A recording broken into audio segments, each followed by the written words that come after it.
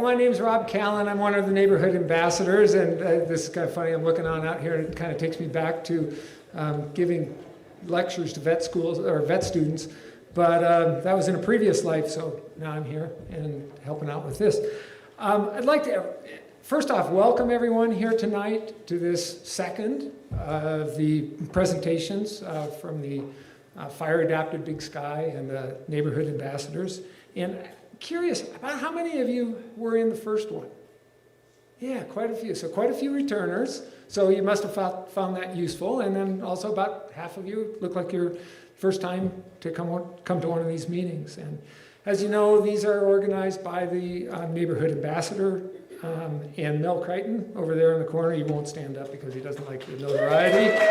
But he helps put this all together and is really the inspiration behind all of this, and also writes the Wildfire Wire that you have a link to in Explore Big Sky emails. So this meeting or this presentation is also going to be streamed on YouTube, and there will be a link later that you can go to if you want to review anything from it. And for those online guests, if we do have any through YouTube, please, if you do have any questions that come up as we go through the presentations, please go ahead and submit them in the chat. We'll be monitoring that, and we can get those questions, try and get those questions answered. And lastly, don't forget to sign up for the Everbridge alerts. That's very, very important to help you become informed of what's going on. So here, the slide on up is kind of what the plan is for today. You know, we do have the lobby tables on out there, so be sure to visit them as you leave if you want to. A big thank you to the Warren Miller Performing Arts Center for allowing us to use this facility again. Also a big thank you. There's several businesses that put up flyers in the community and just lots of community support for this whole program. Today's event is focused on wildfire safety, really specifically evacuation and dealing with smoke. And also we will have a panel discussion at the end. And then at the end, or for the starters here, I would like to introduce you to our MC again. So tonight we have Joe O'Connor, and he's going to be helping to coordinate everything from here. For those who don't know who Joe is the managing editor of the Mountain Journal. If you're not familiar with the Mountain Journal, please take the time and look it up online, because it really has a lot of information there, a lot of wonderful articles. It's got a updated website there, so it's a terrific resource, and I think you'd be pretty impressed with what else there to take a look at. So with that information, I'd like to have Joe come on in, and he is going to manage the rest of this event.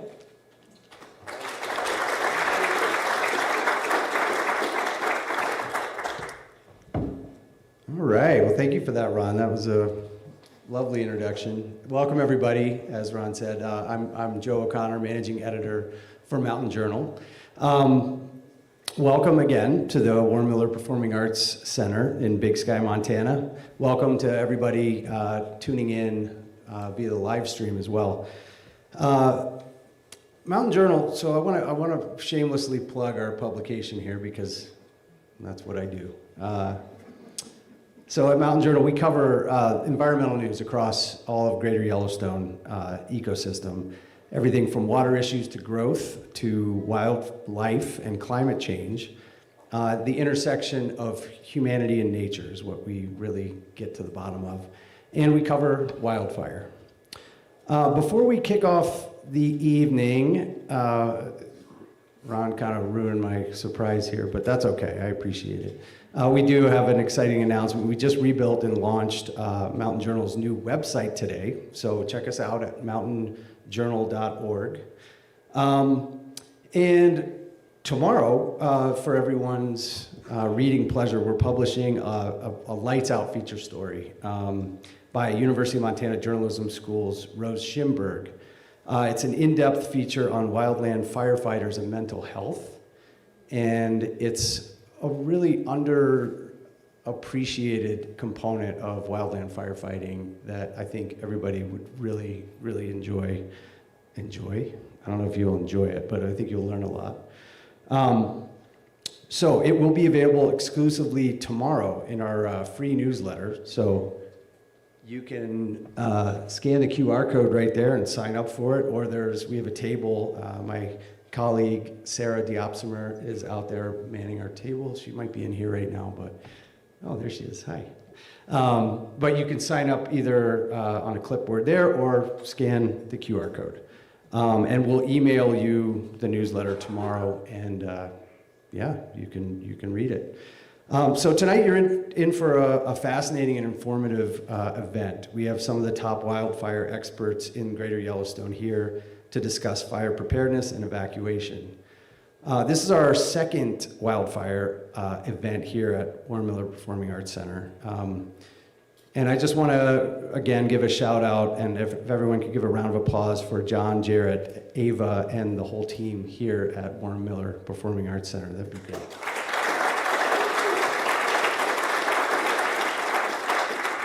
I'd also like to recognize Mel Crichton, again, with Big Sky's Neighborhood Ambassador Program, and Janelle Johnson. She's been critical to corralling all us cats over the past couple months to make sure we can give you a good program here tonight. A quick note on format. So I'm going to introduce each panel speaker who will give a short presentation, and then they'll join me on stage for a discussion. Please hold your questions till the end. And again, we're live streaming this event, so for all those tuning in online, drop any questions in the chat. Our own Jeff Kadri, environmental manager for Lone Mountain Land Company, is monitoring those and will pepper those questions in when we take audience questions at the end of the discussion.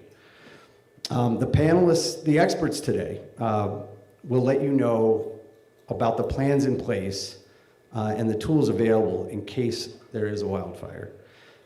But there exists a personal responsibility to use the knowledge and the tools you gain here tonight to be prepared yourselves. Big Sky, Montana has a very high risk of wildfire, higher than 96% of communities in the country. As you'll hear, it's not if a wildfire will happen in Big Sky, it's when. So without further ado, I'd like to introduce our first presenter. Patrick Lonergan started in emergency services in 1995 as a volunteer wildfire in high school. After graduating from Washington State University, he moved to Washington, where he worked as an emergency manager in the sheriff's office. In 2007, he relocated to Bozeman to take a position with the Bozeman Fire Department as their staff captain responsible for the county's emergency management program. In 2019, Gallatin County consolidated the emergency management program, and Patrick transitioned to their chief of emergency management and fire. As an emergency manager, Patrick has coordinated a large variety of events, including flooding, severe weather events, evacuations, wildfires, structure fires, and dignitary visits, resulting in local, state, and presidential emergency declarations. Please give a warm welcome to Patrick Lonergan.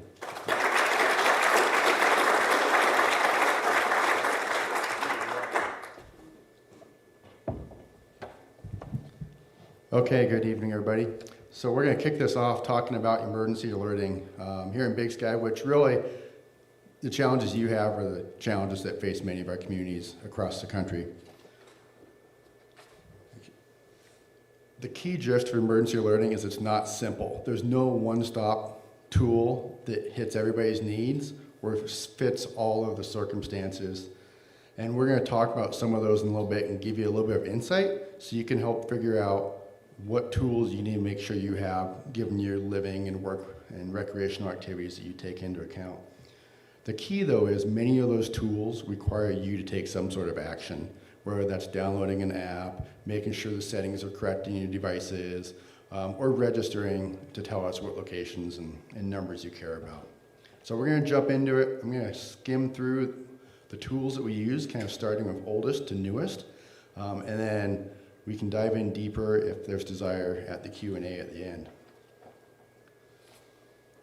So like I mentioned, when we do emergency alerting here in Gallatin County, we rarely use one tool because there is no one-stop shop that hits everybody. And it depends on the situation what we use. Starting with the oldest here, we'll utilize the emergency alert system when necessary. That's, the weird noise you've heard on television or radio. There's some benefits to that, people don't have to subscribe. If they listen to the radio or television on a local channel, it'll pop up. The drawbacks are you have to be watching something and listening to it, right? And it has to be a broadcast system. Some satellite providers will pass it through, some won't. So it's kind of hit and miss. And the other drawback is you have to alert the entire county. You can't draw a box and say, this area needs to be alerted. So a tool that's out there, it's a tool that's valuable. We can talk about the canyon for certain stretches where people might be listening to a radio station or some stuff like that, but it has some drawbacks with it. And then we move up to the old-fashioned robocalls. So we can reach out and we can make recorded voice telephone calls, which we do that frequently. The challenge that moving into today's world, how many people answer unknown telephone calls on your phone? Not that many. So it's losing its relevance, but in areas such as the canyon and stuff, there's a lot of places that may not have cell service, but people do have landline telephones. And that is a prevalent or a practical way to reach out to some of those locations. And we can, all those landline telephones are tied to a physical address in our 911 system. So we can draw a box around, and if there is a landline telephone in that area, we can very accurately pinpoint messaging to those landline telephones.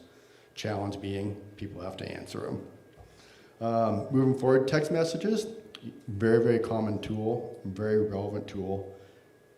You guys need to register though. We don't know your cell phone number unless you tell us what that is.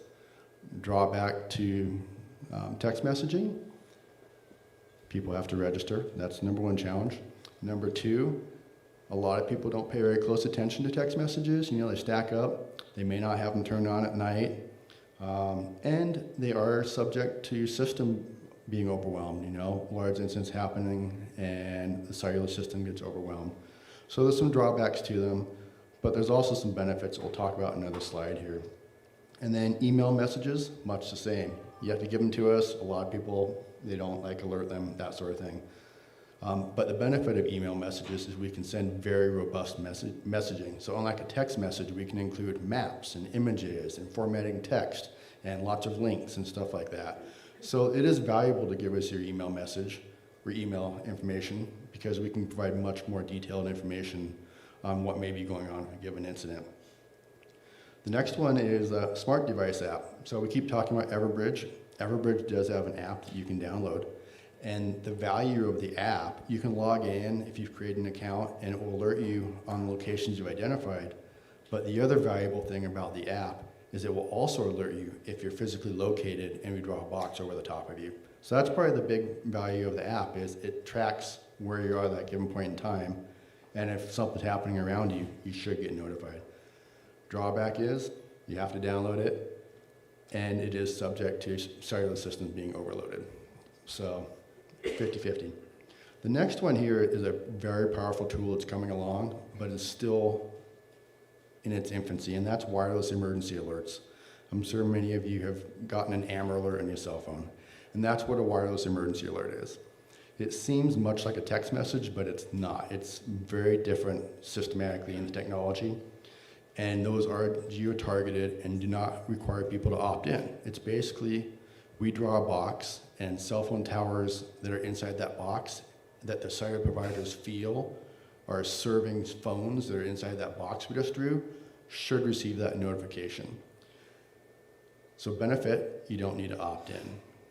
The other benefit is it's not a text message. It's not subject to overwhelmed cellular systems. It's carried on what's called a carrier channel, and it's a one-to-many. So it's not like 1,000 little text messages that get out. It's one broadcast message over the carrier channel that is above the traffic that's happening in the system.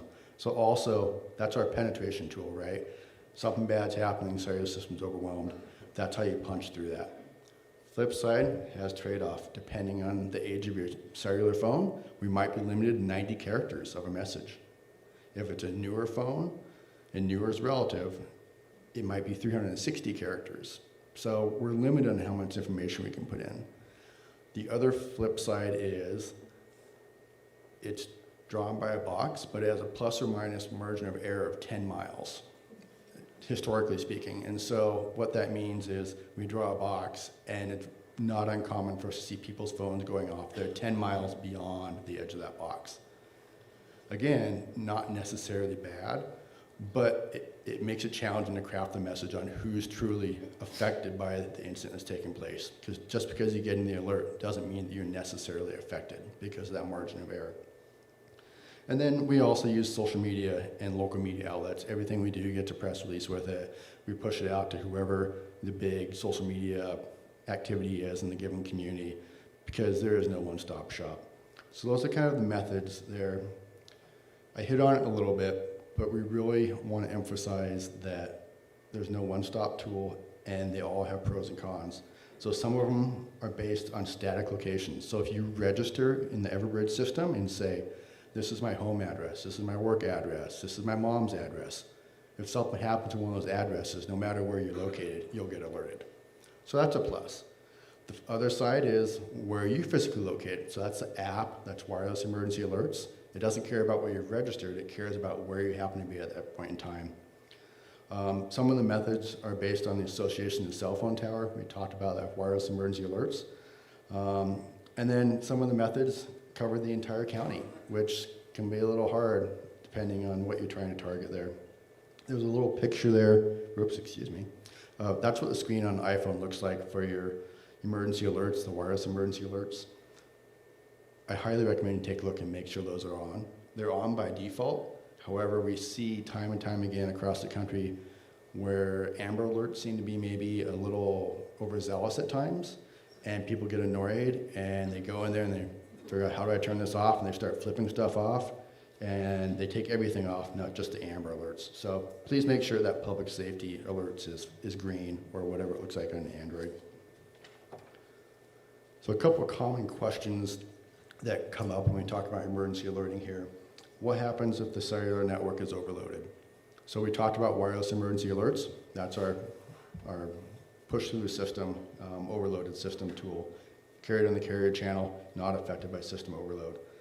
Additionally, if you download the app, you have some of these other things set up. If you're connected to Wi-Fi, it doesn't rely upon the cellular connectivity, so it'll float back and forth. The next one, can have an emerging technology that is evolving, and I'm sure will continue to evolve, and I'm sure this will be outdated by tomorrow, but how does it work for cellular phones that have satellite connectivity like T-Mobile and Verizon starting to come out with? So, not very well.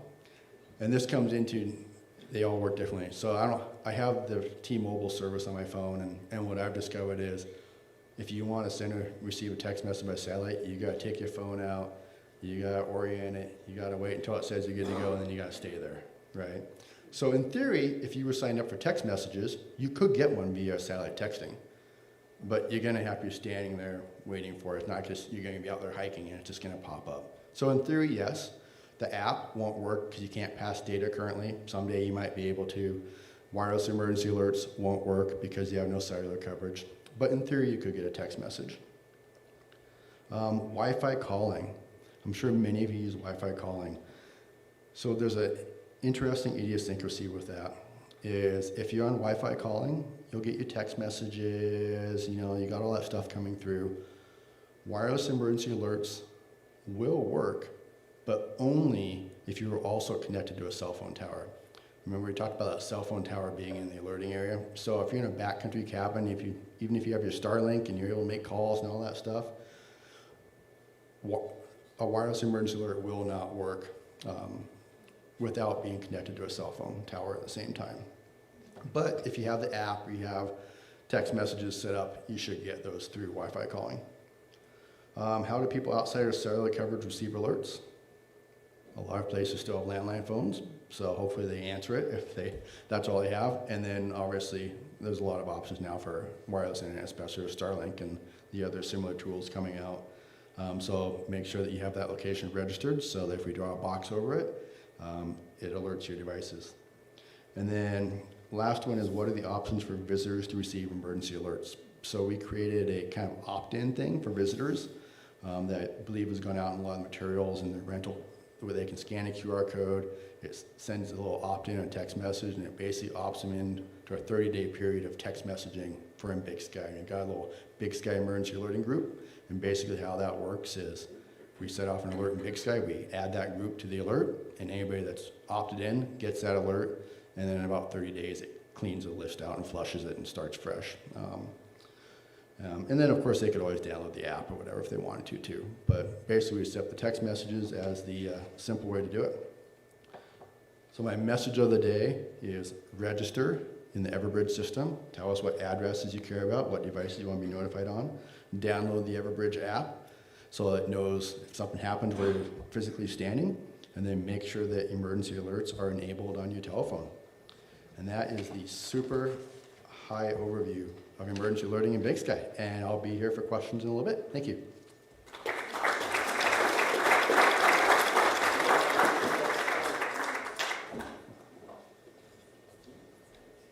Yeah, that's the biggest thing for me is when those cell towers get overloaded. We're going to dive into that here in a little bit.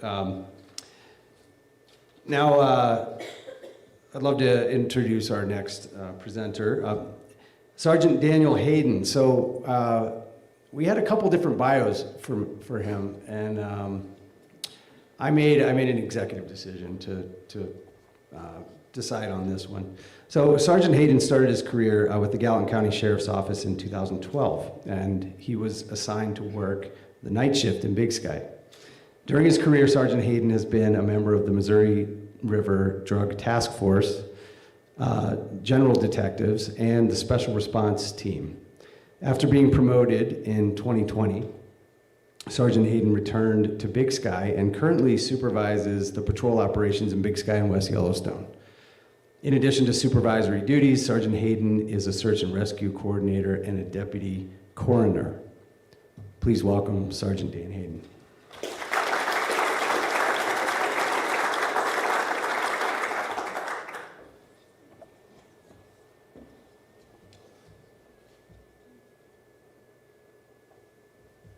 All right, so I can't see my slides, so I'm gonna have to keep walking forward to make sure I'm on task here.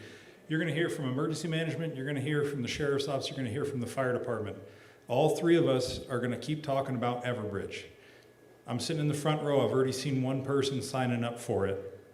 By the end of tonight, I expect this entire room to have opted in to Everbridge so that we can reach you in case of an emergency. So the sheriff's office role during a wildfire, we contain control areas, do road closures, and most importantly, we'll be the ones assigning areas for evacuation. We do that with the fire department, with their knowledge of where a fire is moving and how quickly we need to get people moving. Before I start talking though about the sheriff's office specific role and how it affects the community, I think it's worth talking about Sir Robert Peel and his tenets of community policing. Specifically, my favorite one: the police are the public, and the public are the police. The police, being the only members of the public, paid to give full-time attention to duties which are incumbent upon all citizens. And what that means to me is we're all in this together, and it's all of our job to be looking around, speaking up when something's off, making sure that we're prepared and working together. Personal responsibility. We know that this is a wildfire-prone area. There's no question about it. We've made the decision to be here. I've made the decision to be here with my wife and my dog. Since we've all made that decision, knowing the risks, it's our responsibility to prepare for those risks in case the eventuality happens. We've got to make sure that we keep those 5 Ps in mind. I don't know if anybody knows the 5 Ps off the top of their head. Proper preparation prevents poor performance. The time to get ready is now. I've got a list here of a bunch of different ways that we all mitigate risk in our day-to-day life. I can promise you everybody in this room hits half of these. Everybody's got good winter tires. Most people have some sort of security system where they lock their doors. A lot of people are going to have microchips on their dogs. It's a way to mitigate risk.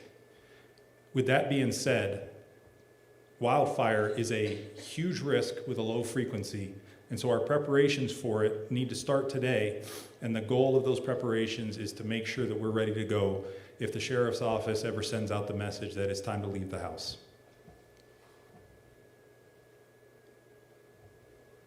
I got a few pictures of what good preparation looks like. The fire department can help you out with assessing your home for risk to understand what you can do to help make yourself better prepared. But for just a few photos showing what a bad day looks like when you're ready, and just figure out if this is something that you want to make sure that you're a part of in case we ever have a big wildfire. Everybody always asks, what's the plan? And a lot of times I think the people ask, what's the plan? What they really mean is, what's your plan for my house? What do I need to know for my house? So with that being said, the plan is always the same, but the plan always depends. Here's the plan. This is it. People get disappointed. They think I'm going to have a 3-ring binder that's about 4 inches thick and that they can flick through it and they can find their house on the plan. But we don't know where the emergency is coming from, and we don't know which emergency we're going to be dealing with. But the plan is always a warning that there's a situation developing, and then depending on the circumstances, either sheltering in place or evacuating. This is emergency management's different risks that we have for Big Sky. And a wildland fire in our wildland-urban interface is our highest risk because of the risk to people and to property and to commerce. But don't forget all the other things that we need to be thinking about. How close did we come to losing the canyon a few years ago? And just to be clear, the plan is always the same. It just depends. So to try to highlight that, this is a fire simulation the fire department put together for a tabletop exercise we did last year. So this is what a fire could look like. It's got a whole bunch of variables, weather, humidity, it all depends, but just for a representation. Our blue circle there, warning, there's a fire, but the fire is already there. We need you to shelter in place. The red circle, warning, there's a fire coming, but we've got a little bit of time. We need you to evacuate. For the yellow circle, warning, there's a wildfire, but we've figured out that with the path that it's on, you don't need to take any action and that you're safe.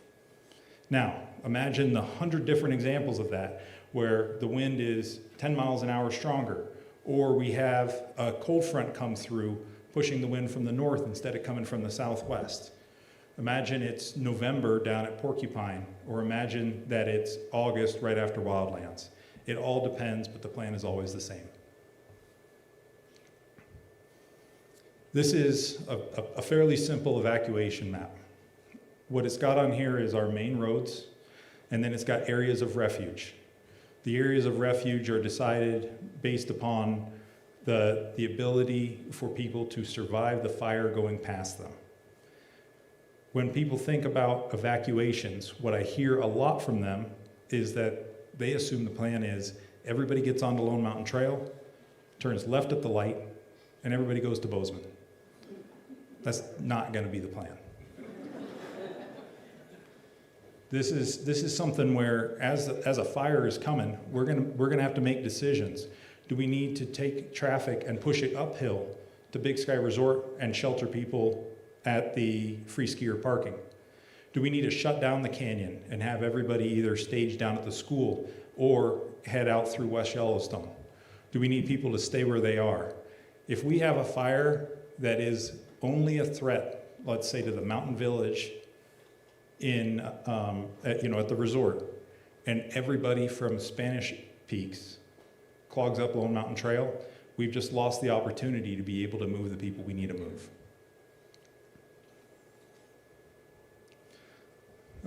Ready, Set, Go is kind of the national program. We're in the ready phase where we're getting prepared, we're getting our house prepared, we're getting our gear prepared, we're getting evacuation bags together.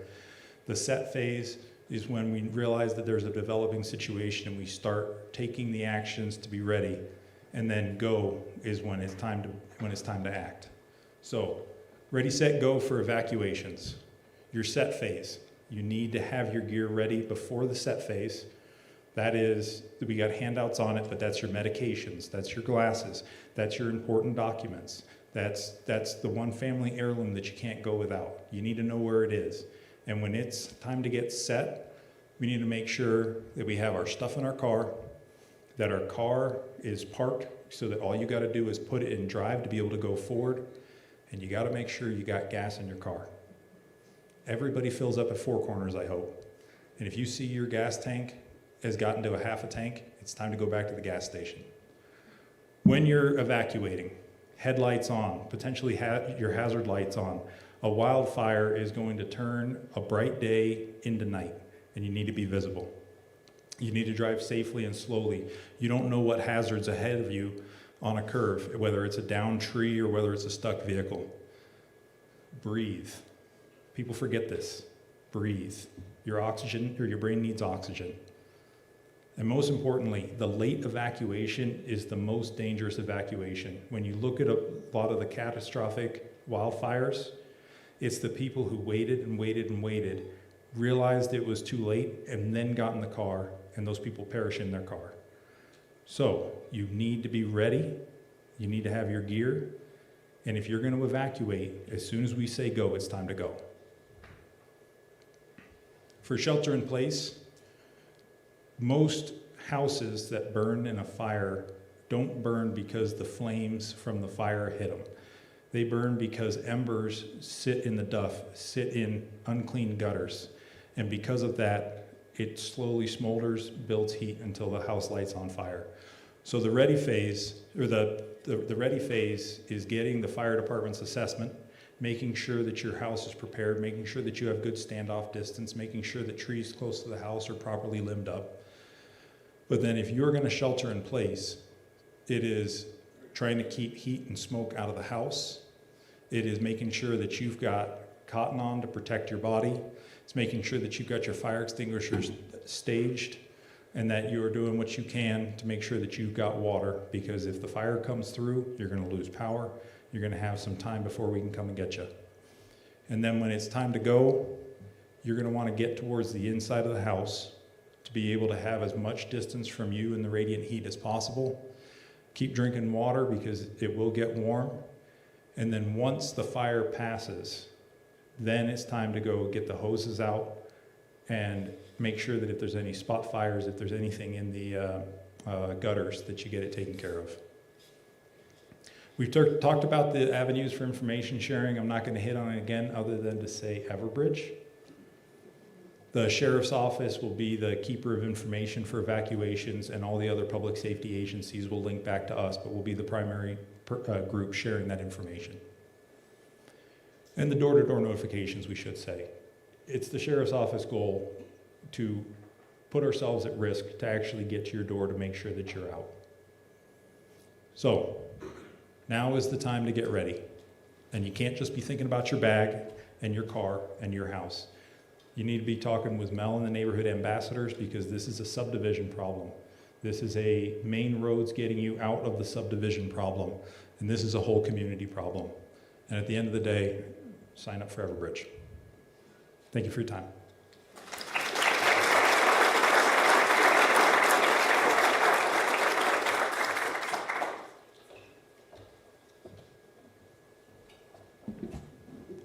Thanks for that, Sergeant Hayden. Nicely done, nicely done. Everbridge, in case anybody didn't hear that part. John Trapp is an Air Force veteran who served as a captain in the U.S., Asia, the Middle East, and Europe. After active duty, John earned a master's degree in conservation biology through the GI Bill. He worked on numerous state and federal wolf management programs in the Southwest and the Northern Rockies before becoming a firefighter paramedic. This year will be his 19th wildland fire season, and he's currently the division chief of wildland fire at the Big Sky Fire Department. Trapp also heads the seasonal fuels management program and serves on a national incident management team as a fire behavior analyst. Ladies and gentlemen, John Trapp.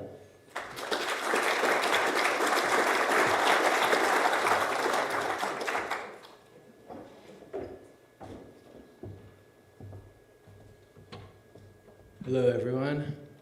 So now that Dan has scared the pants off of us,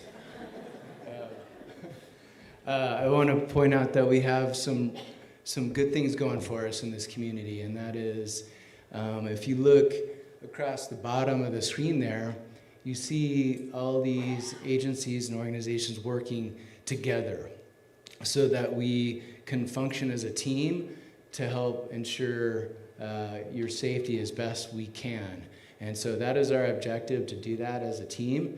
And we plan to do that, we train to do that, and that's a positive that you have going for you in this community, that we will be working together to your benefit. And that can't always be said in every community.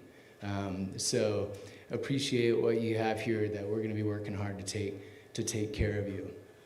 And so, but I will maybe scare you a little bit more, but not much. So. All right, has anyone seen this one before, this slide? Some of you have probably seen this, right? Okay, and this was kind of mentioned, right? So we, Patrick mentioned this, we're at high risk for wildfire in our area. I'll pull this off so I can come over here and see. So hopefully I don't fall off the stage while I do it. All right, so our risk to homes and wildfire likelihood. So there hasn't been a lot of wildfires in our area, in the Big Sky area, but as we all are aware, climate is changing, and in climate change, we see fire in places that we haven't seen it as much in the past. So more and more, we're seeing that sort of activity, which means that we have to prepare as if fire is coming, which it will come. So what that means is now, what we have to do, as Dan said, is we have to take that action and be prepared for it. So when it does come, we've done the needed planning. This kind of goes to that same note. Did anyone see this in the news recently? Right, first ever heat advisory in Alaska. So this is happening all over the place. We're seeing weather patterns shift and fire activity pick up. Fires are bigger. They start earlier, they end later, they're covering more acreage, and the fire intensity is more than it's been in the past. So yeah, it is, it's not hopeful in some ways, but there's things that we can do to prepare for it. This is kind of just some information on where we are in our season right now. So this year, the information on the top is from this year, from the National Interagency Fire Center. So we've already had 175,000 acres burned. There's been over 5,000 firefighters assigned to wildfires. And there's big, large fires and lots of acres burned already. So we're seeing that go up year after year. The graphic on the bottom is showing, this is from the Predictive Services, a National Weather Service, and that's showing that we're going to see in our area above average seasonal temperatures with below average precipitation. Those two things contribute to wildfire.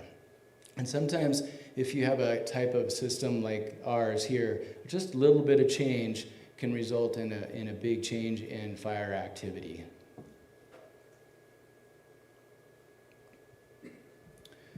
So one of the things that you can use, I think it's really important, like what we're trying to do is help you prepare, but also to share the information resources with you, right? So there's a lot out there. You can quickly become overwhelmed with all the ways that you can get information. So one of the apps you can get on your phone that's free is called Watch Duty, and it was started in California.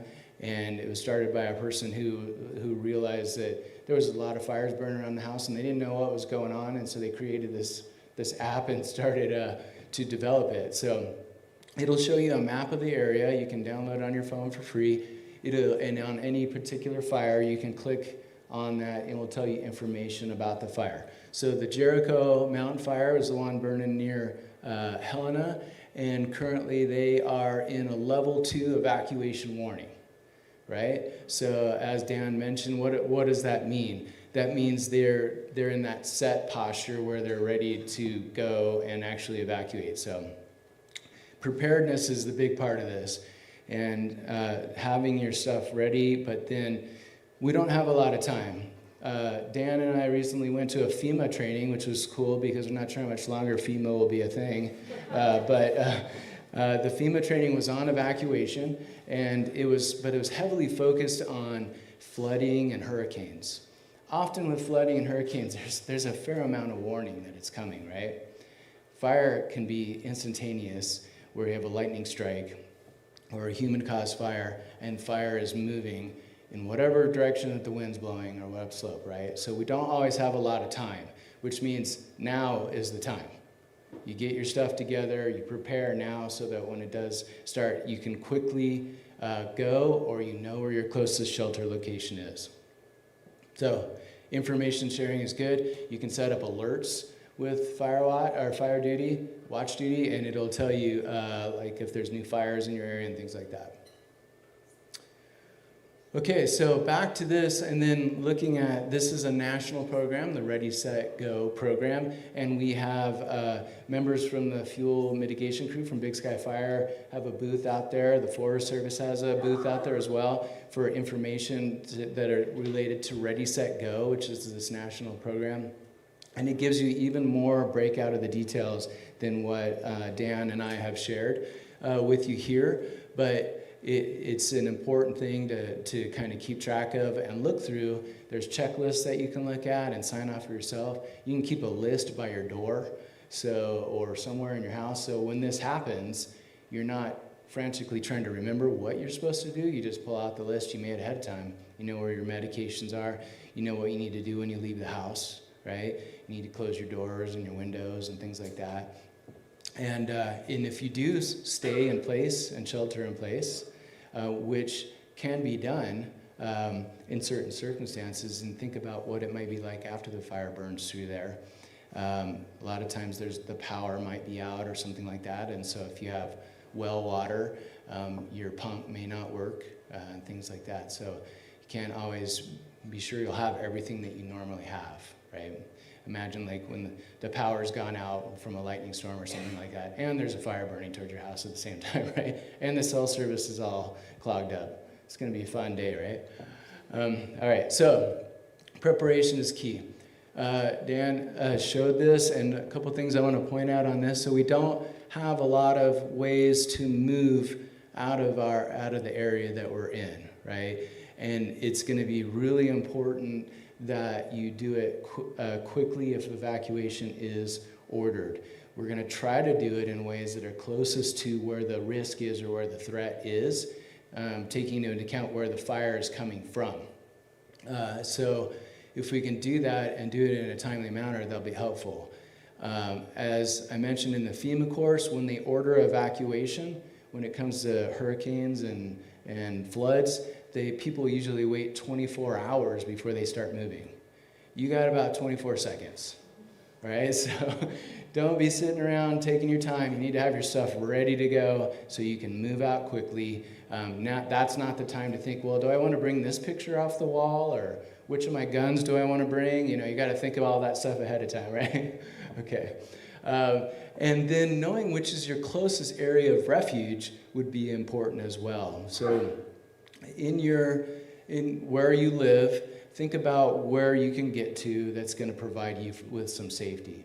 If you've done fuel mitigation around your home and prepared it ahead of time and used home hardening techniques and methods, then you might be in a position where you can stay at your house, right? If you've done that work and reduce the risk ahead of time. And we can help you kind of evaluate that risk from the fire department, as if that's a good thing to do, or if we recommend maybe that you leave. You also have to take into consideration health concerns and respiratory issues and medical. Think about everything that might come in with a large wildfire. A lot of the things that we come used to having, we may not have. So make sure you have plenty of toilet paper and all that stuff, right, from the other types of things that we've dealt with. If we do evacuate and you're moving out, we'll figure out what the best way is to get people away from the risk as soon as we can. Another place that you can find resources is the Big Sky Wildfire Hub. So that QR code there on the right side will take you right to the Big Sky Wildfire Hub. Lots of useful information on this website. This one on this side is we actually have a couple ways to notify people, a couple of things that we consider. One is for our residents that are here all the time, and one is for our visitors, because we have a fair amount of people that are just coming and they're staying for a week or something in the Big Sky area. So there's two different ones when you sign up. This one is for the short-term visitors, and the other ones that we've been showing you, and I'll show you again, is for the residents that are here year-round. Across the top are the different things that are there: the wildfire hazard maps, the homeowner guide, which I'll show you, the Montana fire map, and the CWPP, or Community Wildfire Protection Plan, and what was that? Okay, yeah, and the guides, and how to request a home inspection. This is one of the publications that you can find out. It's on the website. It was that first one that said Homeowner's Guide on the Big Sky Fire Hub. So this is a great document that has some very useful information. One of the things that I like from the publication, there's lots of good information for you to consider and think about what you're doing, but it has really basic information on how fire moves, how you're likely to lose your home in a wildfire. And most homes lost in the wildfire, fires are generally because of the embers that rain down around your house. It's not necessarily that there's a forest that catches your house on fire. It's the embers that are coming off. Unless you're in some place like California maybe, or when the structures are very close to each other.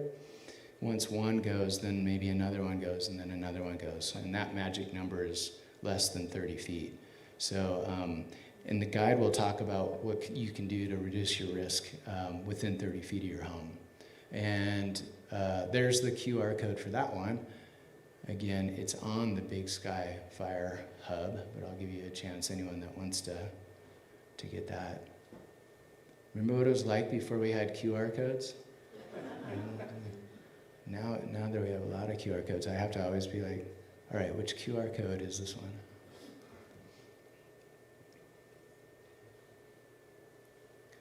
All right, this is another useful map. It kind of goes with the website I showed you, which was Watch Duty, but this one's through the state of Montana, the DNRC, and it is their DNRC interactive fire map. Again, it will show you where there's active fires, where there's heat signatures, and you can click on the individual ones and it'll tell you about the fire, where you can get additional information, and that's the QR code for that one. A good resource. You can check in it daily. So at the fire department, what we look at daily is we look at the fire weather forecast. We want to know what, and they do the National Weather Service does a specific forecast that's for fire activity. And I don't know, it's probably not super useful to you, but it is useful to firefighters to look at that and see what's going on with temperatures, winds, humidities, and all those things that affect fire behavior. So so we look at that sort of stuff every day and evaluate where we are and what the risk is for the day. This one is another publication that'll be on the desk out there, and so it's the Big Sky Wildfire Action Guide, and on the back it has those evacuation routes. Not that they're that complicated, we pretty much know where they are, but but it's still good to have a map. It makes me feel better, right? So that one you can get at that QR code, the Wildfire Action Guide. And there's many more publications that are on the table out there as well.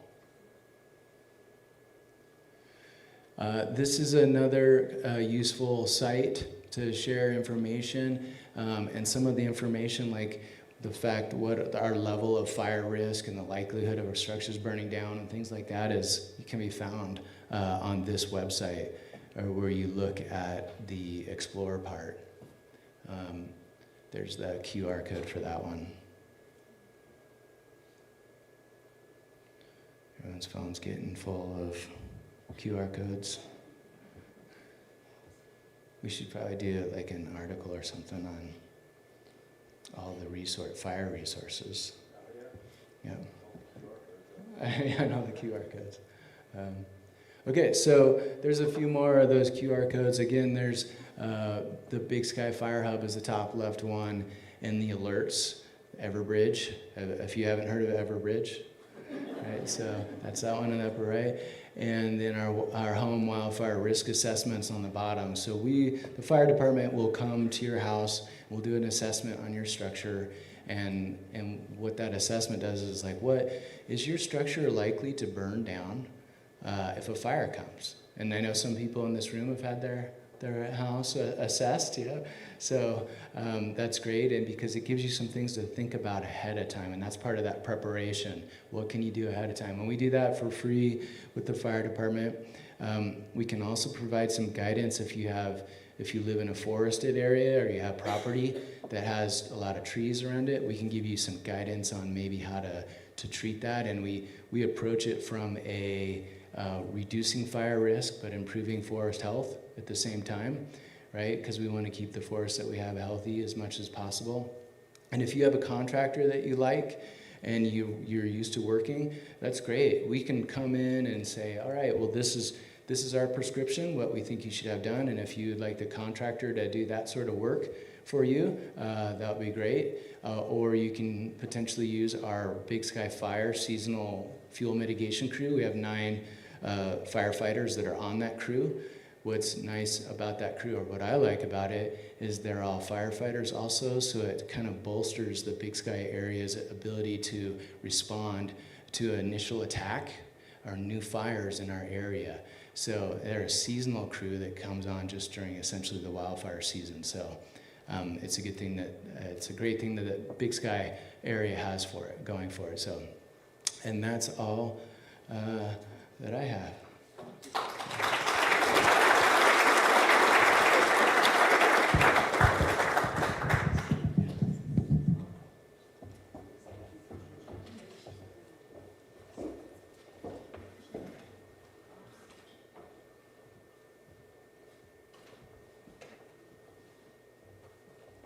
Thank you for that, John. That was super helpful. If anybody hasn't heard the term Everbridge,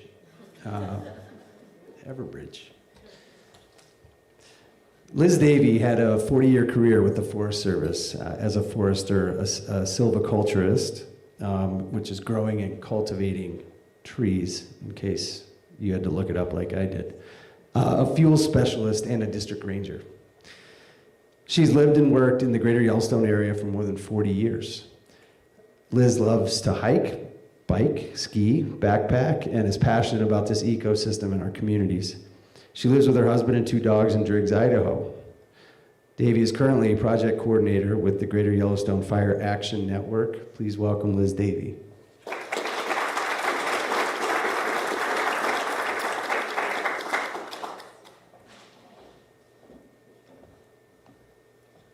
Just to let you know, I used to wear a green uniform with a badge. I feel out of place with everybody in their uniform. Hi.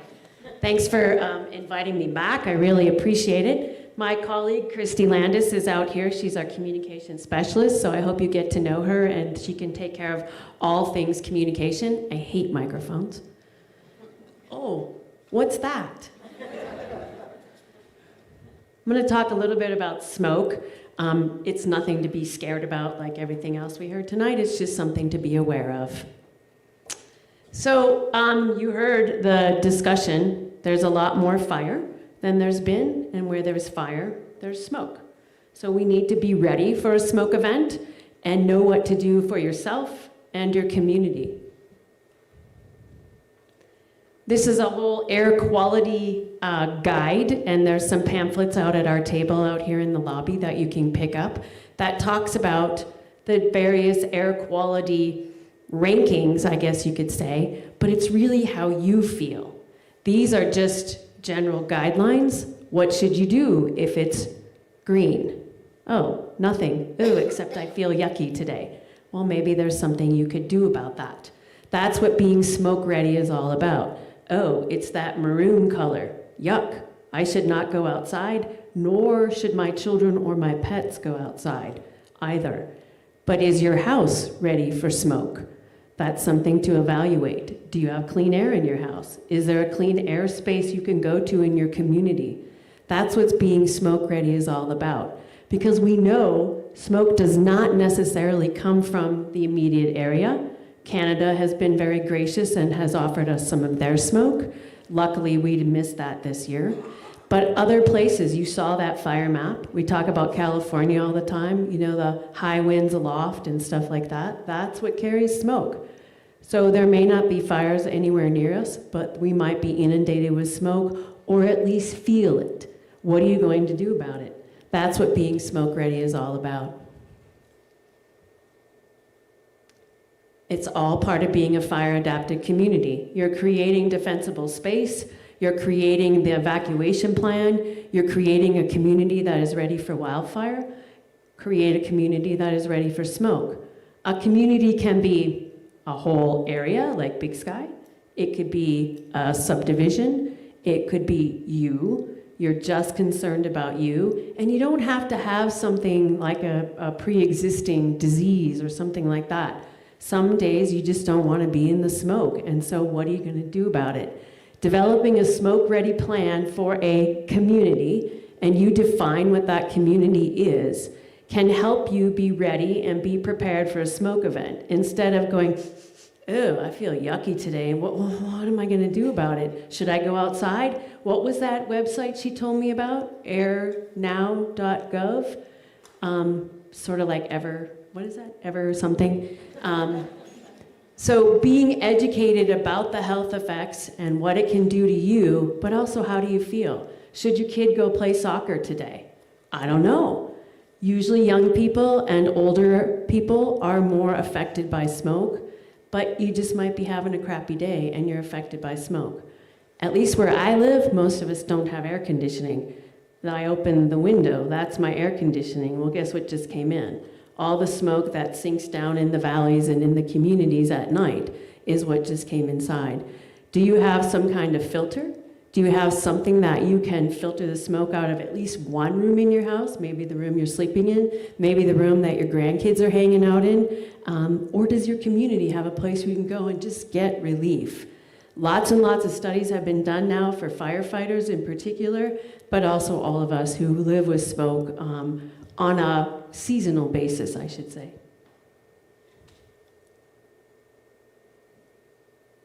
What is it? That's a smoke-ready community, being prepared, communicating information to folks. We've talked about communicating all the time. Everbridge, I don't believe, talks about smoke or what you can do during a smoke event. But you can talk about it amongst yourselves. You can have smoke ambassadors, your neighborhood ambassadors. You guys are so dedicated. Be educated on what people can do about smoke. And that's what a smoke-ready plan could do for your community, is have that ready. You're ready for a smoke event. It helps reduce exposure to smoke and where you can go to get clean air. And it has a formal action plan. Why is that important? The emergency manager leaves and you start all over again, as an example of the person who might be the keeper of your smoke plan. Or the HOA president might change and the keeper of your smoke plan has left. Make sure you document it. That's what plans are for, not to sit on the shelf, but to be implemented. All the kinds of things you can put in a smoke plan: identify a clean air space, identify where the messages are going to come from and who's going to provide those messages. It's part of what Greater Yellowstone Fire Action Network has been doing lately, is providing smoke messaging to communities. We are not afraid to say that there might be health effects to that smoke that's being produced by a prescribed fire, but maybe those health effects aren't as bad as it would be if a wildfire was burning and it was burning down a bunch of homes that have plastic in it. You heard about the air quality in LA this past winter. It was awful. So be thinking about that and how to minimize and mitigate those effects. The Smoke Ready Plan can help you do that.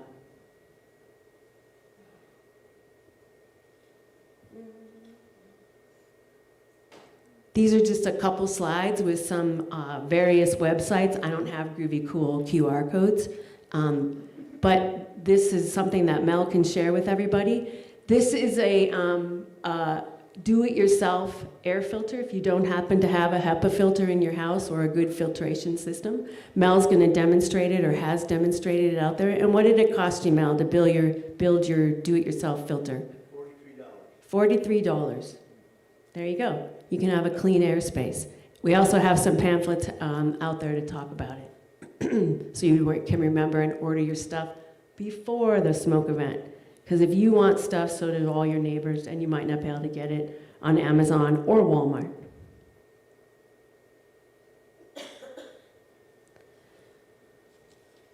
Excuse me. So there can be smoke in the air at any time, especially during burning season. Does it really matter where it's coming from? You decide that.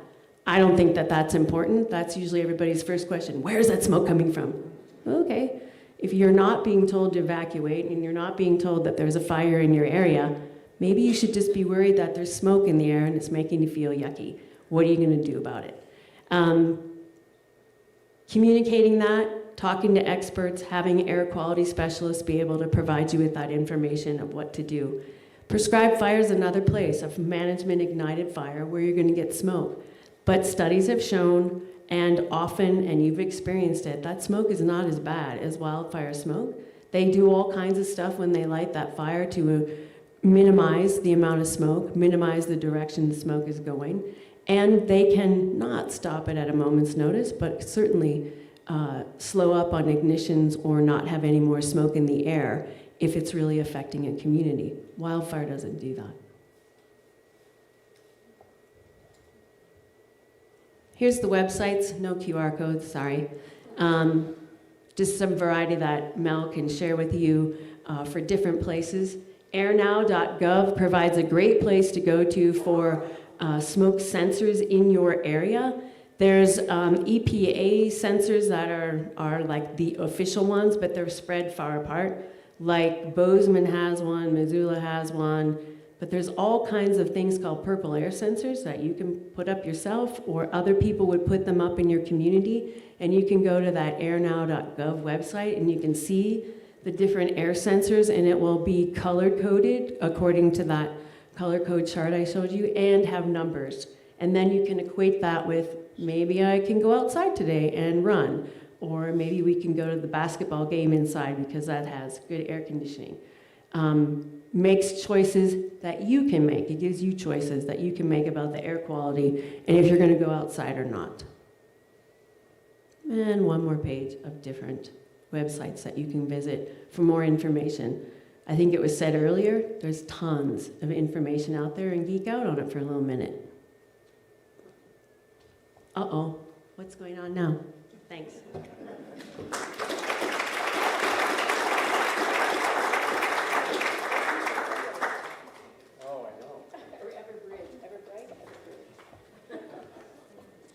Don't join us in the lobby quite yet. We're not ready for that, but I would love to invite the panelists up and we'll have a conversation.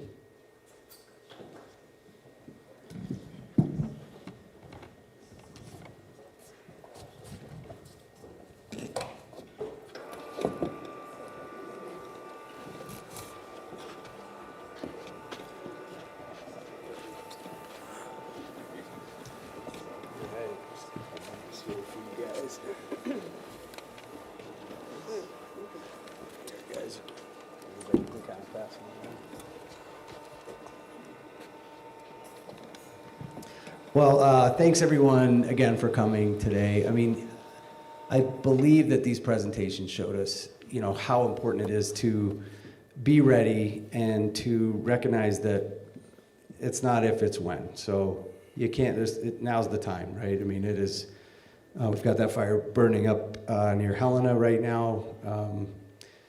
I think the Madison River already declared a hoot owl restriction. So there's, it's dry out there. And so just be ready. And we're going to talk a little more about what that looks like. So I'd like to start with Sergeant Hayden here. So I want to ask you just how the evacuation process kind of works. Who orders them, and then what sort of differentiates an evacuation from a shelter in place, and when do you make those decisions? So is this on? No, you need to click it up. I know technology. So, yeah, Everbridge. So the sheriff's office makes the determination about what areas need to be evacuated in a fire, but we don't make them by ourselves. We make them with our partners in the fire department and emergency management. And it's based upon a lot of data that's coming in, and it's coming in fast, and it's constantly changing. And so because of that, we get the warning out as early as we can, we get people prepared, and then we make those decisions about who's at risk in order to be able to go and grab them. When we talk about an evacuation order, the sheriff's office doesn't provide an order in the sense of you do it now or you go to jail. The only time that that we're going to force the evacuation is if there is, children or disabled people at risk, where they are no longer competent to be able to take care of themselves. The only time that an order is actually an enforceable order is when the head elected officials, the Gallatin County Commissioners or Madison County Commissioners, make that lawful decree. Got it. So if I'm sheltering in place, you talked about some of the different, air filters and options there. Could you emphasize just how important that is? I mean, I think I really appreciate your presentation because, obviously fire is an issue, but as you said, where there's fire, there's smoke. So, recognizing that the fire itself is hazardous, yet the smoke is also. Talk a little more about the air filters. Like, are there? I heard there's a rebate opportunity as well. Mel's the expert, but yes, there is a rebate opportunity. I think an over $100 HEPA filter, and he got it for like 40 something or 50 something. Mel? Yeah, real quick. Whoa. Northwest Energy is offering a $100 rebate if you buy a made for its purpose HEPA filter. Not the one you can put together on your own, but get a commercial unit. $100 rebate. I found a beautiful one at Amazon for $149 with $100 off. It was $49, and it's sitting out there on the table, and don't anybody steal it. Well, and I think it's pretty important, that whole filtration system. You don't want to open your windows if you're sheltering in place. You heard that.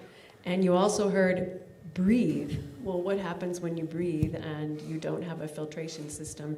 What happens to your brain? I also heard that we should be thinking clearly.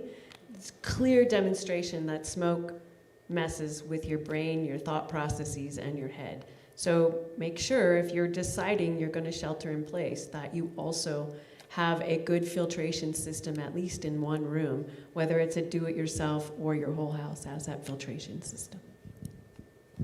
Thank you, Liz. Thanks for that. Patrick, I want to move on to you.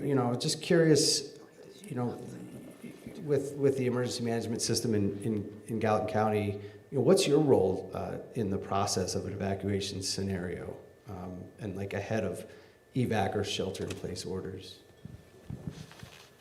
Multifaceted.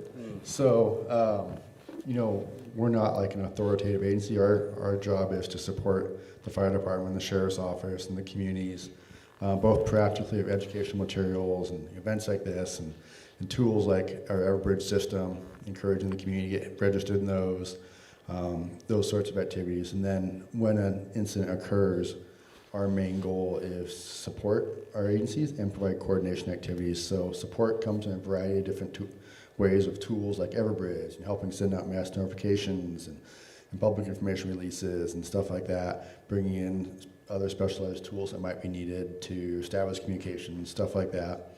And then a big piece is providing that coordination amongst all of our partner agencies and our cooperating agencies, right, that have a piece of the response and or recovery after the incident has occurred, and trying to keep everybody on the same page so we're coordinated and and responding appropriately to the community's needs and keeping everybody on the same page. So that's kind of the quick summary of kind of the front end and trying to keep people moving along. And part of those people that we try and keep aligned and informed are our elected officials. That's a piece of our puzzle to try and keep them informed so they can set those high-level strategic objectives and carry out their piece too. Nice, yeah. Well, I think that just speaks to the amount of planning and coordination, as you say, that goes into thinking about wildfire and, you know, natural disasters in general. But I mean, these folks here are doing some really good work and working together. And I think that, you know, a well-oiled machine it would be what we're after, and it looks like that's part of it. And again, I think the coordination works on all of these different levels, from being ready to being prepared to ready, set, go. John, the Big Sky Fire Department received a grant, some grant money for wildfire prep in Big Sky. I've seen you around a number of neighborhoods. Mine, we walked the Hidden Village neighborhood and looked at what potential hazards could be there, and you guys are addressing some of that. Tell us about that grant and how you and your crew are utilizing it. Okay, before I answer that, I wanted to say for a couple of things real quick that I forgot. Well, one is my firefighter radar kind of went up when I saw a filter strapped to a fan like that. I'm just a little worried about a potential fire risk. So just if you're gonna do that, just make sure it's not overheating and be safe with that. So it's The Hippocratic Oath, right? yeah, it's First probably do no harm. okay, but I've seen things like that result in not favorable outcomes. So, and the other I wanted to, I didn't mention it, but as part of the team are the neighborhood ambassadors and the Big Sky Fire Adapted Network. And so the network is beyond the agency folks and the organizational folks, the nonprofits. So there are folks like Mel and the neighborhood ambassadors, and I wanted to say thanks to them and all their hard work. With that said, grant funding. So grant funding is kind of a variable thing. It is grant funds come from a variety of sources. Some of them are organizations. Some of it is federal funding that comes down to utilize on private lands.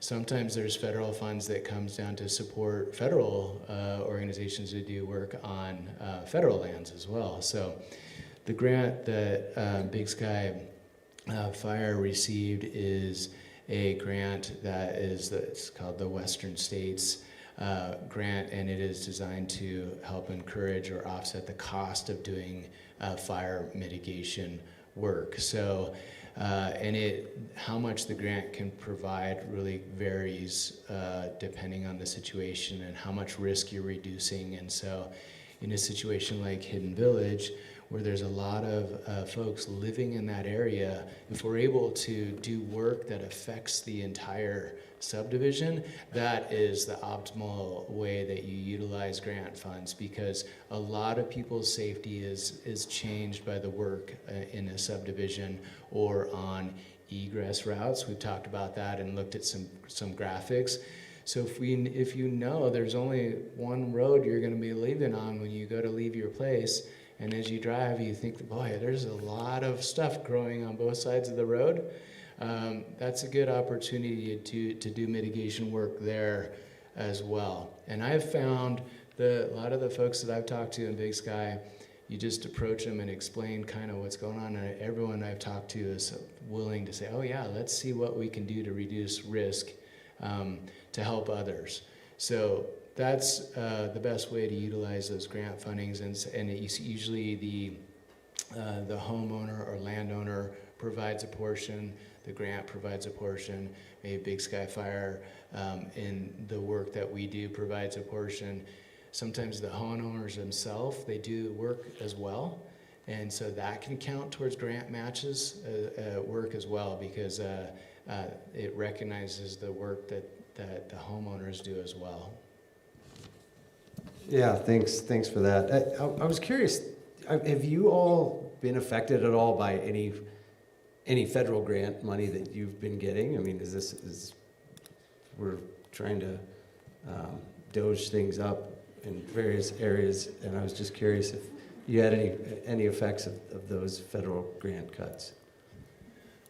Yeah, it has been a different, kind of economic climate as of recent, and so there was a time where as soon as that Doge kind of took place, they locked down a lot of funds, and so even funds that had already been awarded to programs like ours, and so they locked those funds for a period of time, and then they released them.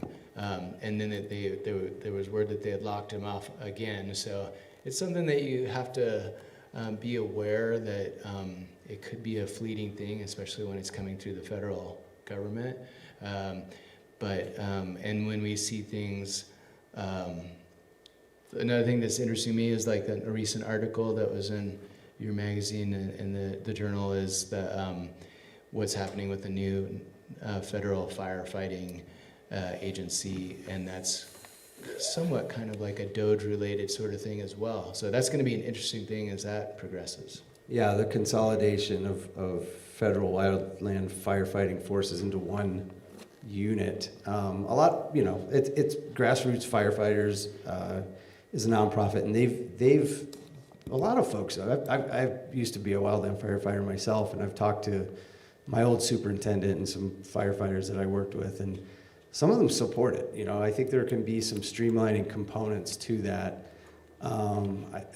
So it will be interesting to see how that plays out. But yeah, if you want to go read that article, it's at Mountain Journal. So back kind of to evacuations. I don't know if, Dan, this is for you, for Patrick, or John, but okay, so notifications. We've seen Everbridge that there are some ways to become alerted about it to prepare yourself. Does somebody come knock at my door and say, "Hey, Joe, you got to get out of here. Why are you still here? Why are your windows open?" So the risk management model for the sheriff's office is we will risk a lot to save a lot, we'll risk a little to save a little, and we won't risk anything for what's already lost. For door-to-door notifications, we'll risk a lot to save a lot. And so with the Bridger Foothills fire, we had the first day where we really knew we had a fire, and our guys and girls were running their tails off to stay ahead of it. And then the fire activity dies down in the evening, and then everybody came to work, and everybody continued with door-to-door knocking all through the dark, getting people prepared because we knew the second day was going to be a big day. So yes, the goal is that we are going to come physically knock on your door, check on you, figure out who's there, how to contact you, provide you with information on how to prepare for an evacuation, and then make sure that you're ready to go. Because if we knock on your door a second time to say it's time to go, now's the time. That being said, we aren't going to sprint to our own death, and so there will be times where there are places that we cannot get to because it just doesn't allow us to get in and get out and without a high risk of death. Let me just add to that. While the intent is to always give a warning, it's not always possible. And the first time you see an officer, maybe the evacuation order telling you need to leave. So just keep that in mind, especially with wildfire. Yeah, that's super, super helpful, and yeah, appreciate what you guys are doing there.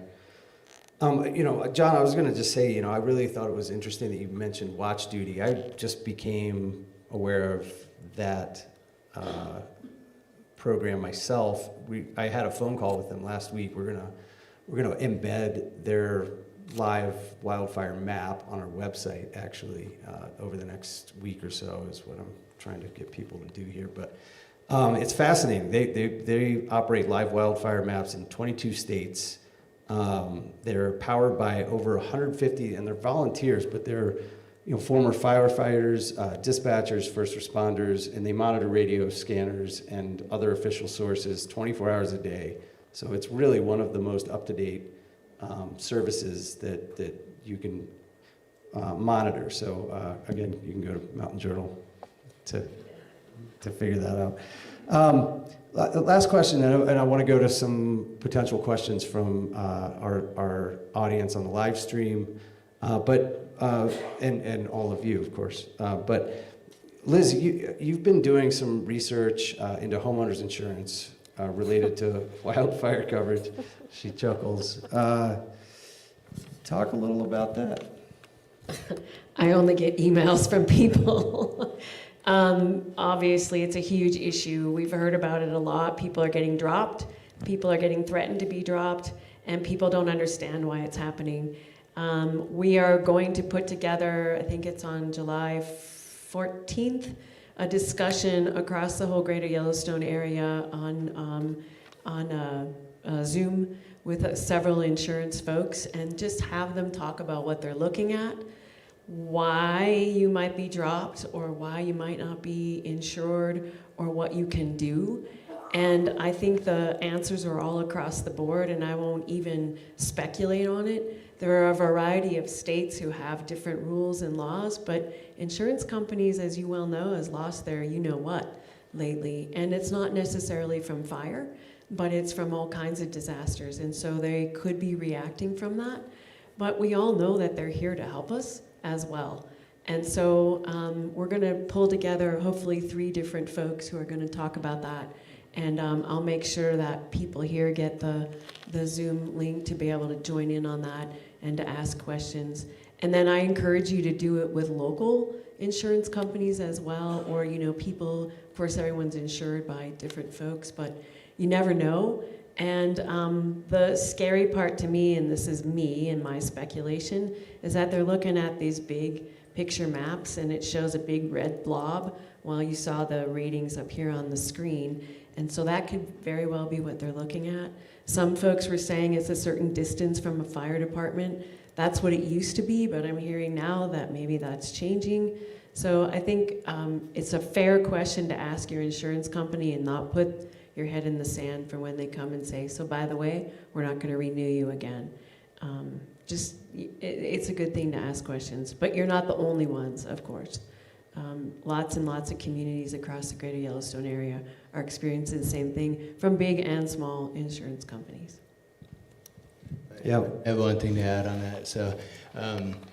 So a plug for Big Sky Fire, it is still a big factor as the distance to fire stations. So Chief Tetro, who's sitting over there on the side, he's done a lot of work for the organization to strategically locate fire stations and new fire stations. So I'm sure all of you are always in full support of that, but sometimes some of the community members be like, why do they need another fire station? That's a big part of it, is like putting people where the firefighters where they need to be so they can respond quickly to those areas. And it does affect the insurance ratings in combination with doing the preparation, the fuels reduction. And so those things work hand in hand to help improve your likelihood of keeping insurance. Is that good, Chief? Okay, good. Yeah, I mean, that goes back to all of the personal responsibility, right? The getting ahead of this. Ask questions, talk to your agent, talk to the folks who have boots on the ground, like John and Sergeant Tetro, or Chief Tetro over here. But yeah, thanks, guys. I'd love to just see, Jeff, if we got any questions online that you'd like to go, or we can go here as well. Yeah, we just have one comment about a current wildfire, but no current questions. Okay. I would ask a question, though. Yeah. Go for it. Look, you get a microphone, you get to ask questions. Look at me. Patrick, how will resources be communicated in the event of an evacuation? Like, will we get maps via Everbridge, like a pin, who evacuates and where? It depends. So typically on the front end of an incident, things are pretty fresh, and usually it's a text description of this subdivision takes this action, this address block range on this street takes this action, something that can be descriptive. And then, sometimes for a longer term event, when we have a chance to get our hands around it, then you might start seeing some sort of produced product that maybe gives more specific directions or statuses of given key areas and that sort of thing. But more than likely on the front end of an incident, it's going to be some sort of description that says this subdivision, these streets, this address range on this street, you know, this area north of here, some sort of descriptive geographic area. Because that's how cops think. Typically. Yep, so our goal, which is always Steve uses challenging, the question is, so what contains? So our goal is always to say, who does it apply to? What's going on? What are you supposed to do? And where can you get more information? And some of those on an emerging incident are not easy to get completely well refined as quickly as we'd like to, but that's our goal, is to always be as complete as possible, especially in the who does it apply to and what action are you supposed to take. Yeah, I think we've got some questions here in the audience. I believe a microphone's on its way.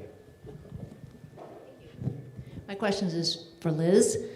When you're talking about filtration systems and things you can put in place in your home, if we're on an evacuation and we're in our cars, or if we're in our homes and there's a great deal of smoke, do any of the masks that we wore during the COVID event help to have those handy? Should we have them in our cars? Should we take any precaution like that and just make sure they're available to us? So what some of the experts have said is that only if it fits you properly, and you heard that during COVID, so the N95s, only if it fits you properly. Firefighters know that intuitively, and their turnout gear, it has to fit you properly. And if it doesn't, you're still going to get smoke and particles coming into your airways. It may or may not be dangerous. It depends upon your risk. One other question I have while I still have the microphone is if we're under an evacuation order and we are really in a hurry to get out of our homes, should we be turning off gas supply or electric or any power supplies to our homes if we can think that fast? You know, it kind of depends on what in your home is powered by those things, right? So it's probably wouldn't be great to come home to like a bunch of spoiled food in the freezer and things like that. So typically the fire department will deal with that as necessary. But if it's something that you can shut off and without causing any negative consequences to your home, you can do that. Again, thinking about closing your windows and closing your garage doors. A lot of times people are leaving the area and they leave the garage door open. And open garage doors are a great place for embers to accumulate and then cause your house to catch on fire. So doing those sort of things when you're leaving is important. Yeah. Thank you. We got a couple more over here. I'm the ambassador, or one of the ambassadors, here's the other one over here, for Antler Ridge. And we really took advantage of the grant last year and got a lot of work done, but we still have a lot more work to do. My first question is to John. If we hire your crew, can any of them fell trees, or do we still need to outsource that? We do have sawyers on the crew. Great. So sometimes, but they do recognize any of their limitations, and they'll let you know if it's a tree that you should have a tree service take care of. Okay. So they'll let you know that. Okay. And Dan, I have a question for you. If I'm in Colorado camping and having a good time, and Everbridge goes off because Big Sky is burning, will I get the notice in Colorado? It depends. If you've done the registration for a resident that we want the people who live in Big Sky to do, you're registering your address, and so then you're going to get the alerts regardless. The 30-day opt-in is just if you're in the geographic area, so that's why it depends. Okay. And then the other comment that I have that I did not hear mentioned, we were taught in our training that if we have to evacuate, if you go to base or you go to the high school, you can't take your pets. And so you have to take your pets to the golf course. Is that still the plan? It might depend. We are very, very aware that pets and animals are a big deal. And we work on that plan. This was the first I'd heard that I couldn't put you in the parking lot of the high school with your dog. And frankly, if it's either you're staying home or you're taking your dog and keeping it in the car at the parking lot, we're sending you to the parking lot with your dog. Nice. There we go. Hi. Thank you. First of all, I'd like to thank all of you for putting this on. This is our first time attending one of these. And this leads right into one of my concerns is I am totally overwhelmed with the amount of websites and QR codes and where to go other than Everbridge. I nailed it.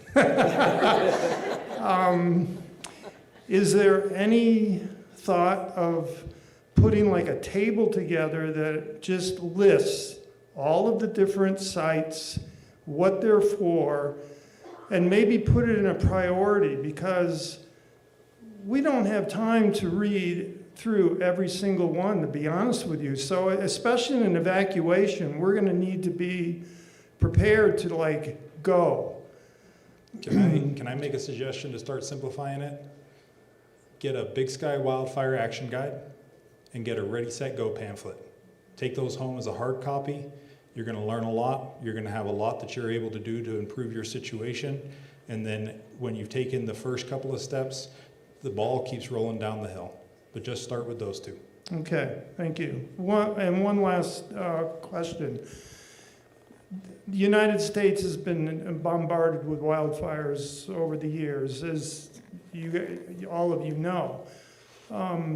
Is there any, has anybody looked at learnings from how the other fires were addressed?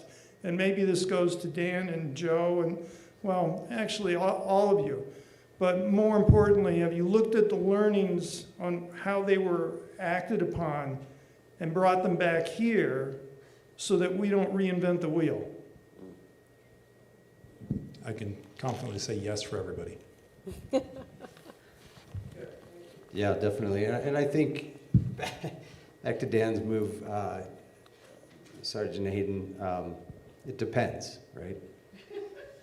Yeah, honestly, I mean, you look at, you can study a lot of different fires. Every place behaves a bit differently. You can look at commonalities. You can look at how close, homes are to each other. You can look at the type of vegetation that grows there. You can look at elevation. You can look at moisture and wind and prevailing wind.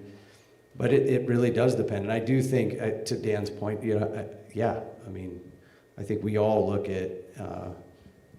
at incidents and learn from them. There are action plans and after-action reviews taken after any sort of serious situation, a fire or whatever it might be. That you look to those things for answers for how to move forward in the best way. But it does very much depend on the situation of the moment.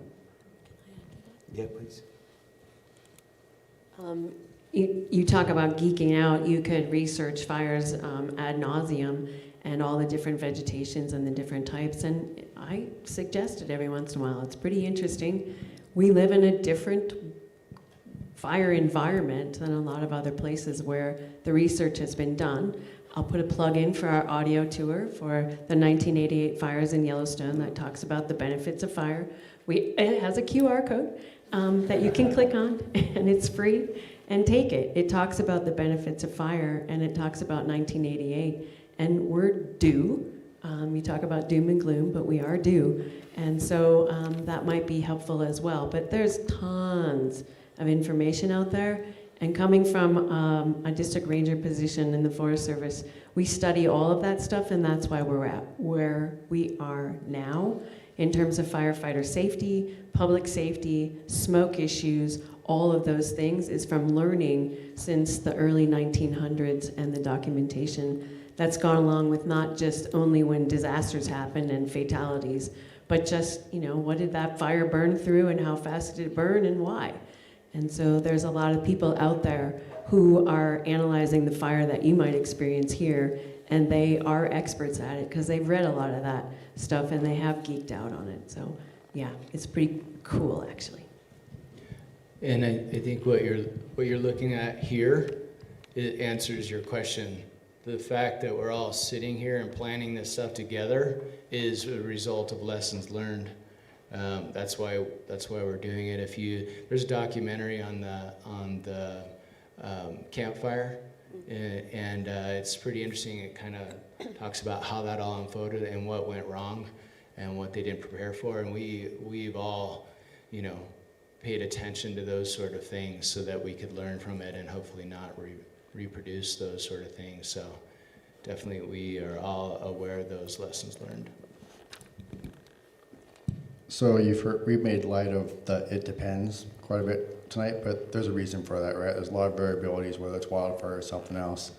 And when we talk about lessons learned that we're trying to bring back here, while I know that community members don't like the sound of this, when Dan talks about we might tell you to shelter in place, there's a reason for that in a wildfire, right? It sounds scary and it sounds counterproductive, but if you're told to stay put, there's a reason for that. And that's because, like was mentioned, many, many people have perished in wildfires by trying to leave when they should not. And so that's one of those things that we've taken flack for by saying the answer is not always to evacuate. But that's out of lessons learned that other communities have experienced. Yeah. Is there someone? So I was wondering if I could ask you something that I read is true. I read that the military takes conscientious objectors and turns them into smoke jumpers. Oh, You ever heard that? no.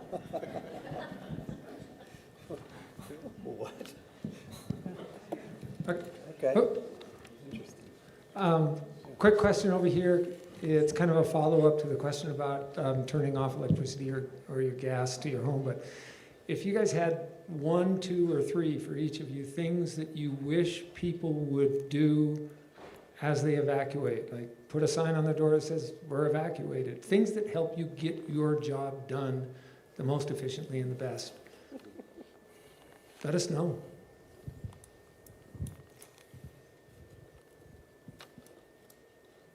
Be prepared ahead of time. Yeah. Have your plan together, and make sure that you breathe and keep your head on top of your shoulders. One of our big risks is like a cascading tragedy where somebody on a key evacuation route crashes their car and shuts down the evacuation route. And preparing and planning and making sure that you visualized it, that you've thought about it, is all going to help you keep your head on your shoulders so that you can react appropriately. I'd say take us at our word when we say something. It's the best information we have at that time, and we don't take it lightly, right? In the case of wildfire, it's based on where the fire department thinks it's going to go, based on the current conditions, and sheriff's office and how long it takes to get people out of the way, and then modeling that out as best they can to try and get ahead of that power curve. And if they say it's time to leave, you need to leave. Don't argue that fact.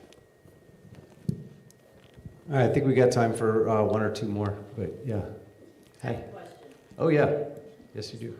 You describe to me how you're going to tell me to get out. You're going to say get set, but then the system gets overwhelmed, okay? How do I know I'm going to get the go signal, number one? And number two, how are you going to tell me to go?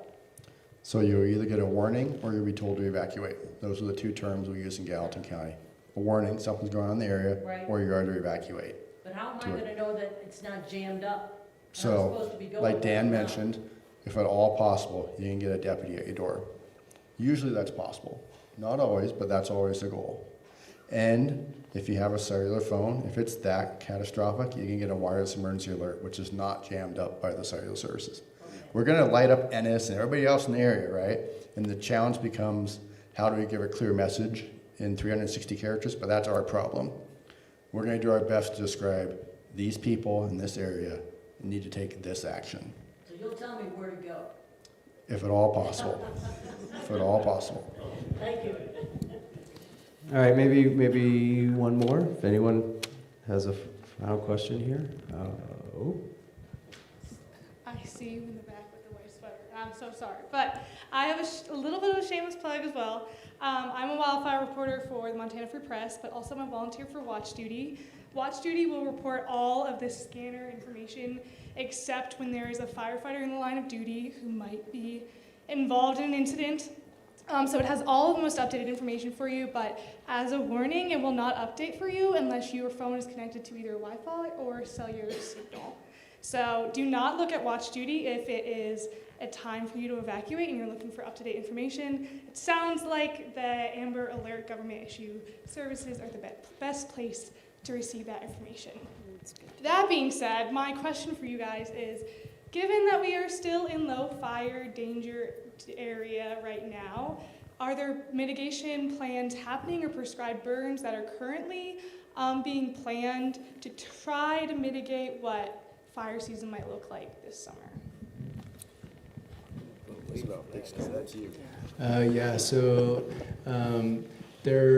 We're looking for opportunities where prescribed fire can take place, but it's a challenging thing. We've seen what happens.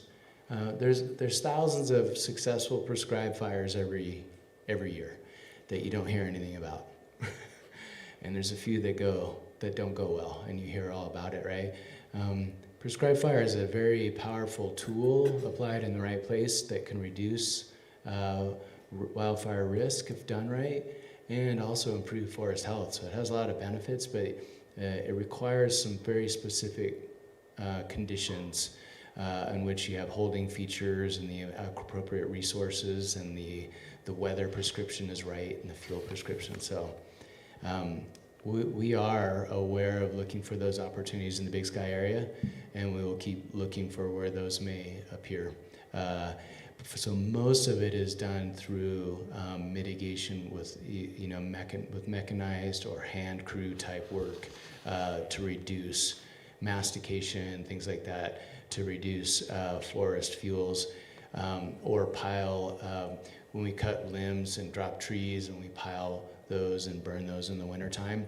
That happens often. When we come into the springtime, there's many of you probably smelled smoke in the air and things like that, or saw smoke piles on fire, and or prescribe those control burn piles. So that has been going on quite a bit in the Big Sky area. There's been people burning stuff out using the control burn permitting system that's through the county, where they can sign up to do that, and it tells you if the conditions are good for that.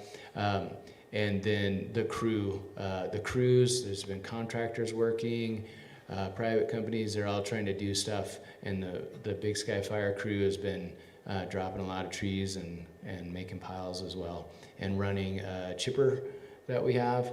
So there's some chipper days that have already taken place. There was one 2 weeks ago that Snow was part of.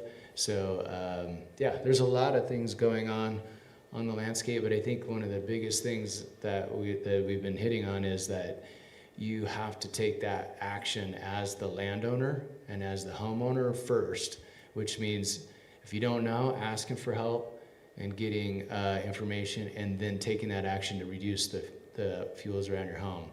If you own more land, then it becomes a little more challenging to do and a little more expensive.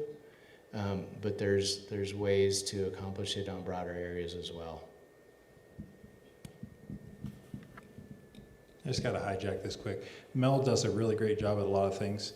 Turns out not a pro at looking at who's got questions and taking his microphone around. The lady in the white sweater has been very patiently waiting. Nice work, Dan. Observant. Hi, thank you. I had a question about evacuation, and as you said, maybe the plan is fairly simple for Big Sky. We're all going to go down Lone Mountain Trail, I guess, to 191. I didn't know if there were any other routes other than that, and for example, so we're up above the resort in Madison County. Is there any coordination with that Jack Creek Road, if that would be the best for us, or because it's private, is that out of limits? I know you, and I recognize you from the neighborhood. Right. Your primary plan is you're going to free skier parking, and you're sitting tight. Is what? Free skier parking at Big Sky Resort. Okay. And just to be clear, the overall plan for Big Sky is not for everybody to go to 191. We do not have the capacity on the roads to be able to do it. And that's why we got to be signed up for the app. That's why we got to be on the Sheriff's Office Facebook page. That's why we got to be listening to the news, because the plan from one street to another might be different plans. And we need to try to control the chaos that's going to result from a big fire in order to get as many people to the safe places as possible. Is it ever a good idea to get out in the middle of Ulrey's Lake on a paddleboard? Not yesterday. Yeah, I mean, there's a question we got from an email was from somebody who didn't have access to a car. Like, what am I supposed to do to evacuate? If you've got limitations, whether they're disabilities, whether they're vehicle issues, whatever it is, if you've got limitations, you're probably going to want to make a choice far ahead of us placing an order, because you've got to make the decisions that keep yourself safe. We're going to give you the information. We're going to make our best judgments on how we're going to keep you safe. But if you've got something that's going to limit your ability to respond quickly in a developing situation, you need to keep that in mind. And part of your plan might be, this is a good day to go shopping in Bozeman and spend the night watching a movie. Could I ask one more question? And one more, just to your first question. The Jack Creek Road is a designated or a potential evacuation route, but you would be getting specific information that would tell you to utilize that route. But we have, that is a potential. Okay, thank you. And if we are sheltering in place, you talked about what to do with your home, but I was wondering, where is the safest spot? We have a walkout basement, and way in the back we have storage areas where there are no windows or doors or anything. Is that actually the safest spot to go to be underneath the bottom in your basement, as far as if your house should catch on fire? I think what I'm hearing is concrete bunker surrounded by concrete. That sounds like a great idea. And if I had known that both your questions were for me, I never would have said anything to Mel. Thank you. And on that note, so there's many opportunities to, if you are staying in your home, to be able to move. It's not like a hurricane where you have to stay clear of the windows, right? So walking around your home and looking out, looking on your deck, or looking at your surroundings and being aware of what's happening on the exterior of your home is important. And then as you walk around your home, making sure that you did close your windows, right? That you don't have a window open somewhere. And so often most of the homes are burning down because of piles of embers that are accumulating. And I've gone by structures that were standing after a fire or before a fire, and then embers started to accumulate in an area, and it caused a small fire that slowly spread. And so if you're in your home, look around, keep your eye out on the outside, and you can also keep with the idea that you may have that your pump may go out or you may lose water pressure, is having water on hand, not only for your drinking, but literally a lot of the fires that start on these little homes, you could walk out and pour a cup of water on it and it would be out. But firefighters and people evacuated, those little fires get bigger and bigger and eventually burn down the home. So that answered that question. If you're there, keep your eyes out and aware and be looking around. As a fire moves past your house, there's often places around your house where you could be. But it will be very smoky, which means you want to have a mask or something like that. It's not great, and your eyes will get all watery. But typically inside the home, you'll be okay if you're told to stay there, and you've done some work ahead of time, and you have Everbridge. I have a really quick story. I always tell things by stories. I was on a fire a long time ago near Boise, Idaho, and a family decided not to evacuate even though they were ordered to do so. Everyone thought that house was empty. The firefighters went there, and these 4 people came running out. The firefighters had a different mission that day. They were gonna light a back burn and stop the fire so it would quit coming that direction. These 4 people came running out, save us, save us, save us. Totally compromised the entire day, compromised those firefighters, put them at extreme risk because they went, oh my gosh, we have to evacuate these 4 people. If you're gonna stay, you made that choice. No one made that choice for you. You guys probably have other stories and things to add to that, but you made that choice. Do not, absolutely do not compromise my firefighters. That is so, so uncourteous and dangerous. Thank you. Well, I think that's a great note to end on. I think what I've taken away from this today is coordination. First off, I mean, we're all in this together, right? So you all coming here, you guys tuning in online, that's a step in preparation. Information is power, and if you arm yourself with information, you're able to make the best decisions possible. So I want to thank you all for coming tonight, for tuning in, and I really want to thank this panel, the neighborhood ambassadors, Warren Miller Performing Arts Center, all of the folks here, the fire department, all you guys, and the Forest Service. The coordination component of this stuff, this is what these guys are thinking about every day, and many of us don't even know where to begin, right? There's so much information out there. How do you arm yourself with the information that's important when you've got 75 QR codes that you're trying to figure out what? But I would love to get a round of applause for the neighborhood ambassadors, the fire department, and these folks up here for keeping us informed.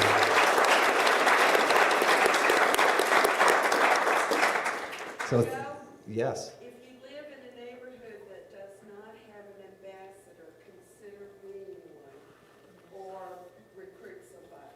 There you go. Mel's right there, so go talk to him. Thank you, Mel. Thank you, Janelle. Thanks, everybody. Thanks, Jeff. Appreciate you. Thanks for coming.